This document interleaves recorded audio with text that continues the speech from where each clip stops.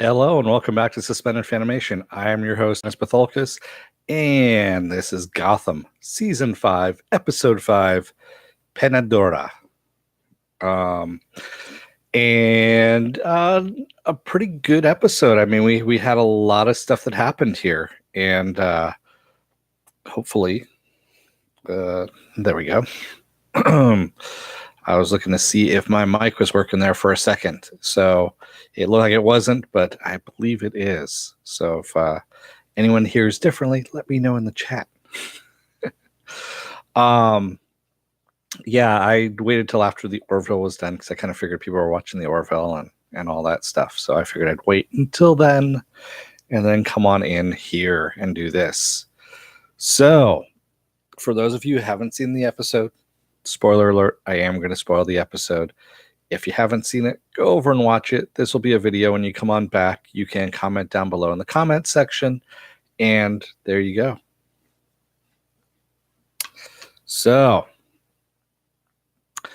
where we left off with Jim Gordon, he was looking for who had bought those RPGs, and Barbara knew of a guy that was the one that was selling the RPGs in Gotham.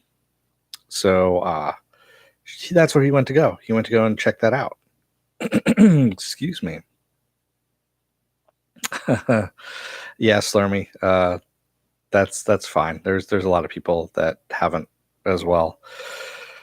So he's talking to the guy who is the arms dealer and wants to know who bought the RPG. And the guy's like, you're in the wrong place, at the wrong time. And his guys surround Gordon and Harvey and his guys. And just when it looks like shit's going to go down, the skylight smashes and down comes some special forces guys who take out everybody.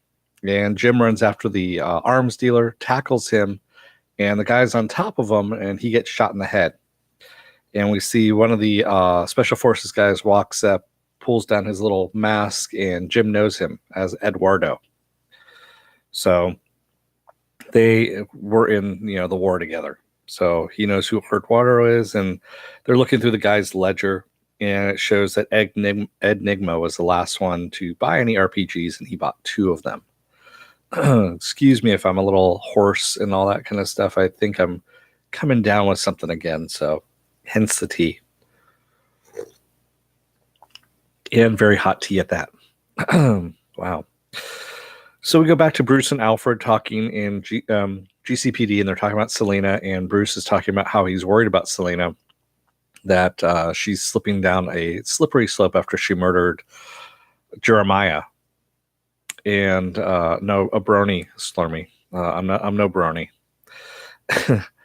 And he's concerned about her, and of course Alfred is going, well, she's not like you, and she has had this kind of tendency to before. There's nothing you can do to change her. And Bruce is like, well, I'm going to try and find her anyway and try and stop her from going down that road. So he leaves. In the meantime, Ed is trying to piece together what the hell he's been doing and how he could murder all these people, because he saw the RPG and knows that he's the one that actually killed all those people in Haven and wants to find out what it is. So he's going through all the recordings and thinking about, he's writing down all the different clues that he's found about when he's waking up, and nothing makes any sense whatsoever. And he's pretty pissed at himself when all of a sudden Jim and Eduardo burst in with their guys, with Eduardo's guys, and Ed is standing near a bookshelf, and Jim says, you're coming in, and Ed's like, it wasn't me. Well, kind of, sort of not. I have to explain. And Jim's like, what the hell are you talking about? And Eduardo just wants to kill him at this point. Jim, on the other hand, wants to bring him in.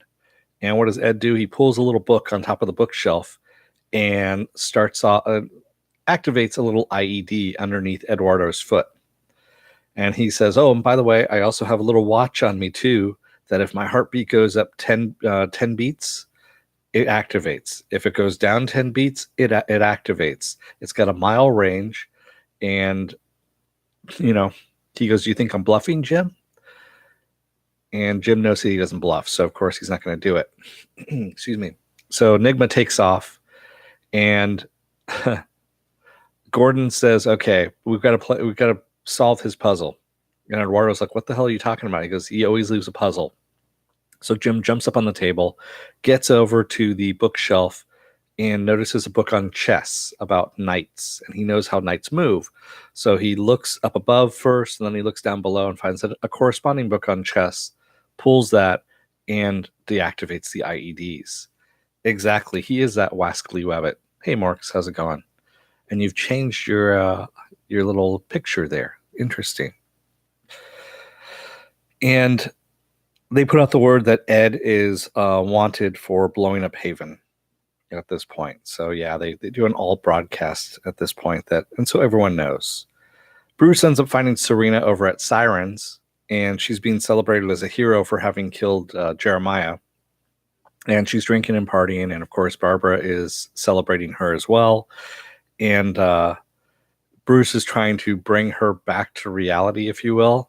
But pretty much just harshing her buzz for more than anything else. This is what he's doing. And we see Penguin finding out that so Ed is being chased by a mob too at this point, and he's trying to hide out in the city because it's been broadcast, that he's the one that killed people in Haven. And we see him get knocked out and dragged away. We don't know by who. In the meantime, Penguin is trying to find out. He just finds out that Ed was responsible for all the deaths in Haven as well, and he's pretty upset and trying to figure out what the fuck was going on. Excuse me. Eduardo's guys are going out street by street, and they're clearing out everything, looking for Ed, and of course they can't find him. And Eduardo also asked about the Scarecrow, which is kind of a weird thing. He's been asking Jim, about different villains in Gotham. So Penguin, Scarecrow, Ed, all this kind of stuff. And yeah, it's just kind of an odd thing of what's going on there. So we see Ed. He wakes up and he's attached to a lawn chair. He's duct taped to a lawn chair that's attached to car batteries. And this woman and her two boys said that she's going to execute him for what he did. And because he killed her little dog, Jojo, that was in Haven. He's like, "Come on, really, lady?" He goes, "You're going to kill me over a dog?" He goes, "There were a lot of people in there." And he goes, "And you're going to kill me over a dog?" And they start up the car engine, of course, try to electrocute him. And as he's being electrocuted, he starts having memories of Penguin telling him that everything's going to be all right, that he's going to fix him. And that's all we get, as little flashes of that. And then, of course, the engine dies on these guys. And Ed, being the smart guy that he is, knows what's wrong with it and also sees that they didn't use a lot of electrical tape, so they have a lot of sparks that are flying around, and tells them that the fuel line's clogged. So the boys pull on the fuel line, popping it open, letting fuel run out, which leads me to wonder how in the hell the engine actually turned back over again. And when they do turn it back over again, some sparks fly out, light the engine on fire, along with the guy that's inside the car, the car skeleton, if you will, and they pull him out. And as they're putting him out, Ed gets up in the lawn chair, still duct taped to it, and runs away. But he's got some memories back at this point when he's going after Penguin. Penguin, in the meantime, is asking his lackeys, where is Ed and where can they find him? And he goes, "You better go and find him now." And he sends the lackeys out. And as he's walking through City Hall, he sees a vent grate that's off to the side. And of course, who's there but Ed? Ed has come in with a very large gun to find out what the hell Penguin's up to at this point. Jim gets word that Ed was seen heading towards City Hall. So he and Eduardo's men end up going over there to go and find out what's happening. And in the meantime, Selena tells Bruce that she saw Bruce's parents murdered in the alleyway and that she didn't do anything at all to stop it or help them. And, Bruce is a pretty, he says, "Well, you were a kid. Nothing you were going to do was going to help." And she goes, "No, you don't understand." She goes, "I just walked away from it." She goes, "I didn't want to get involved." She goes, "I didn't care." And she's trying to push him away. And of course, he is not, buying this at all. Yeah, there is something a little bit more than tea in the mug. Possibly. Who knows? That's all I'm going to say. So Ed wants to know what the hell the Penguin did to him and blames him for his other self killing all those people. And Penguin's like, whoa, what are you talking about? He goes, all I did was you were stabbed on the night the bridges blew. I brought in Hugo Strange to stitch you up. He goes, oh, I know. He goes, Hugo probably did something to your brain while he was stitching you up. And he's blaming Hugo for killing all those people. And so Penguin says, you know what? I never had any animosity towards you. Because if I were going to be your enemy, I would kill you. You know, you would know it. And it would be a slow and painful process. He goes, but you would know when you and I are enemies. If that day ever comes, you will know. And of course, Ed says the same thing. He goes, well, if it ever comes down to that, I will be looking you in the eyes when I stab you in the heart. So of course, you know, they have mended their ways at this point. Ed has put the gun down. And just then we hear that GCPD and the army have blown the front gates open. And as Penguin goes running over to his guys and tells them to secure Ed, because that's who they want, of course, is who Penguin says, Ed is taken off. He's split. The army come in and along with Harvey, and Penguin ends up saying, you know what? Last time you were here, you didn't have enough bullets. So he tells Harvey. He goes, this time, he goes, you know, I'm gonna have you leave until the count of 3. He goes, and then we're gonna shoot you, because Penguin's there with all his guys. And Harvey tells him, go ahead and count. He asks Eduardo, are you guys ready? He says, yeah. He says, okay, Penguin, go ahead and count. And all he gets out is 1, and then all the special forces guys kill all the guys except for Penguin, who has a little red dot, of course, on his chest. And yeah, he gets arrested, of course, at this point. So Barbara has Ed now, because Ed had gone to see Barbara, and she's going to kill him. And he goes, whoa, whoa, whoa. He goes, I didn't kill everybody in Haven. And he tells her what the hell happened with Hugo Strange. And he wants to know where Hugo Strange is. He goes, you deal in information. I have some really good information that you'll want. Tell me where Hugo is, and I can give that information to you. She goes, well, I don't know where he is, but I know where his lackeys hang out. And so she tells him, and of course he gives her whatever information it is that he has. We haven't found that out as of yet. So Jim is questioning the Penguin about Ed and where Ed is. And the Penguin knows, you know, what happened here and what Ed's looking for, and says, you know, I've got some information about Ed and he goes, all I want to do is go home. If I give you the information, I get to go home. And Jim tells him, well, the army, of course, doesn't want to let you go. They want you. And he goes, I can deal with them later. So Penguin gives Jim what he wants. Penguin takes off. And Eduardo and Jim go to find out where Ed is at. Ed, in the meantime, has gone over to Hugo Strange. Hugo Strange is he's still doing his little experiments, disposing of bodies that don't work. And he confronts Dr. Hugo Strange there and says, what the hell did you do to me? And Hugo says, I put a chip in your brain. And he says, I'm not the one that's controlling you, though. Someone else is. I'll write that down on a slip of paper for you. That way, if anyone ever asks me, I can truly say I never told you so. And as he grabs his pen, it's actually a syringe, which he plunges into Ed's neck and knocks him out. And tells him that's a neural inhibitor, essentially, is what it is. And he's going to open up his head to find out what went wrong with it. Yeah, he's the remote control trigger man, exactly. And then we get a little bit of a gross scene with, you know, Hugo's top of his brain.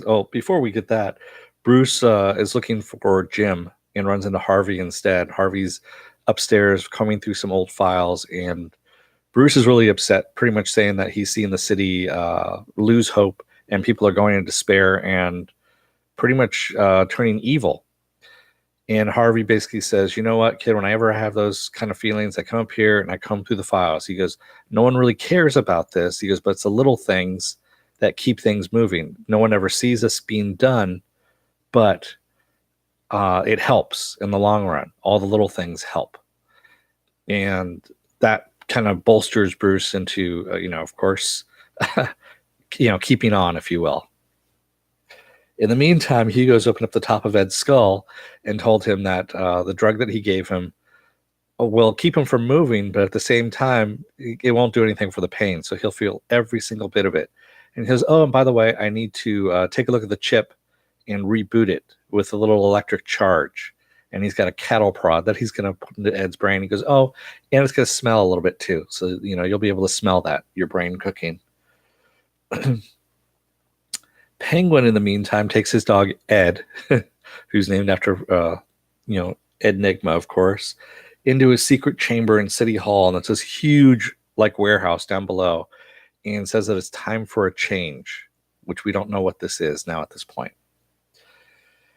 Hugo, in the meantime, is sealing up Ed's head and saying that, he's reset the chip. And just then, Jim comes in and puts a gun to Hugo's head and says, who, controls that chip? And Hugo says, well, I have my benefactors. There's a contract. Ed's part of the contract that he has with whoever this benefactor is. And before he can say any more, Eduardo tells his guys to take the doctor away. And then Eduardo is the one that activates Ed. So he is the man who has one of the triggers, shall we say. And he ends up paralyzing Ed. Ed is standing there kind of with a blank expression on his face. And we find out that all this time, the chip in Ed's head is from Amanda Walters. Yeah. So she is the one that is pulling Ed's strings, so to speak. And Amanda Walters wants Jim to kill Enigma. And Jim doesn't want to do it. And he's like, no, I'm not going to do it. And Eduardo's going to kill him if he doesn't kill Enigma. And he puts down his gun. He goes, well, then you're going to have to do what you're going to do, because I don't believe, you'd follow this woman, over our friendship and the bond that we have. And he knocks the gun up in the air out of Eduardo's hand, makes a run for it. Eduardo shoots at him and misses him, of course. And Jim gets out of there. So what does Eduardo do? But he activates Ed and gives him the directive to go down and hunt Jim Gordon. He says, Gotham better than anybody. Go and hunt down Jim Gordon and kill him. And gives him Jim's gun. So then we have a little last scene here of Echo breaking through a wall. And we see Jeremiah laying there, his body. And she tells him to wake up. And he's like, ow, that hurt. And I guess she told him to wear some body armor, but of course he didn't. And the whole thing about Selena killing him was all a setup from them. Everything was actually planned, so they think that he was dead so he can do what he needs to do next. And what he needs to do next is the tunnel they've been digging hasn't been to the mainland. Excuse me. The tunnel has been to Wayne Manor. And there's a doctor that has done some facial reconstructive surgery on a man and a woman, that they take the bindings off of their face. And we don't see their face, but we see the back of their heads. And they look suspiciously like Thomas and Martha Wayne. Martha! So, yeah. There we go. And this is the Jeremiah's evil plan. I almost said Joker there, but it's Jeremiah. And, yeah, and Jeremiah is very happy about what he's done. And that's where we leave off. So, they're not pulling out the stops for this at all. They are really, really... just going a whole hog on this thing. You just got the notification, Slurmy? I'm not surprised. Like I said, I set this thing up, what was it, like half an hour ago? More than that? Yeah, at 6:30 is when I set it up. And for a 7:05 start time, I figured that'd be enough, but it looks like I need to set it an hour ahead of time, obviously. So did you guys watch this episode too, or no, or what's going on? Actually, I liked it. It's a lot of fun. I still like Barbara a lot. Morks watched it. Yeah, yep, good. Jeremiah is batshit. I'm liking Echo too as the not a Harley. And I know people get pissed at me saying not a Harley, but hey, Viking bitch. Yeah, I'm almost done here. Oh, and by the way, Viking bitch, take a look at Twitter and see who replied to me on Twitter. It's kind of fun. I'll tell everybody anyway. Future Man responded back to tweet that I retweeted one of theirs and added on to it a little bit, and then they answered me back, so it was kind of funny. And they did it, of course, in their snarky way. Yeah, it was pretty funny. So, yes. So the other stuff I'm covering, by the way, Future Man is tomorrow night at 6 p.m. Pacific Standard Time. Saturday is going to be Saturday Morning Blast Off. And of course, Sundays is Counterpart, the very awesome Counterpart. And Mondays is The Passage. Tuesdays is Project Blue Book. And Wednesdays is Deadly Class. And of course, you're with me today on Thursday for Gotham. So there we go. Now that's good fun tweeting with the Future Man. Thank you, man. Thanks, Slurmy. Yeah, it's I wasn't expecting it. It was kind of funny. They said, yeah, that's a good. He goes, maybe we should use that as our marketing plan. Tell them, what, you're not watching Future Man? What the fuck are you thinking? That's pretty much what my response was too. I said, perfect. That's what you guys should be using. That should be their marketing, ploy. You're not watching this show? What the fuck are you thinking? Yeah. It fits in with the show, honestly, too. So, and I got a little animated video, too, of Josh Juice in his Mars suit doing a little, finger guns, which was pretty funny. Oh, man. So if you like what you see, yeah, seriously, anyone not watching these must eat some sewer mushrooms. If your pants make brown, welcome to our town. If your pants stay dry, you're gonna die. Yeah, watch Future Man if you guys aren't watching it, and also watch Counterpart, man. Counterpart is in danger of being canceled, if not already, but definitely watch that. It's a great show. And again, if you want to see other great shows, hit the subscribe button. Take a look. You're going to see a little subscribe button over here. Over here, I'm going to have some videos from my library that are tailored to your interests. They're going to pull from my library out of there. So hit the subscribe button. You can also hit the like or the dislike button if you don't like what you're seeing. And if you want to get notified, maybe at some point, in the middle of my podcast, that the podcast is actually happening, you can hit the bell as well. And maybe you'll get notified ahead of time. Probably not, but there's always hope. So with that said, I'm going to leave you guys because I'm going to go and try and, I don't know, get over whatever this thing is that's running through my system. So if you want a chance of being notified in 2019, hit the bell. Exactly. Future Man is tomorrow. Exactly. Episode 5. Going to be a lot of fun. So take a look at the subscribe button. Take a look at the videos over here. Other than that, I'll leave you for the night. Don't let the door hit your ass on the way out. Otherwise, you may end up finding out what the hell Jeremiah is doing to Bruce. Good night, everybody.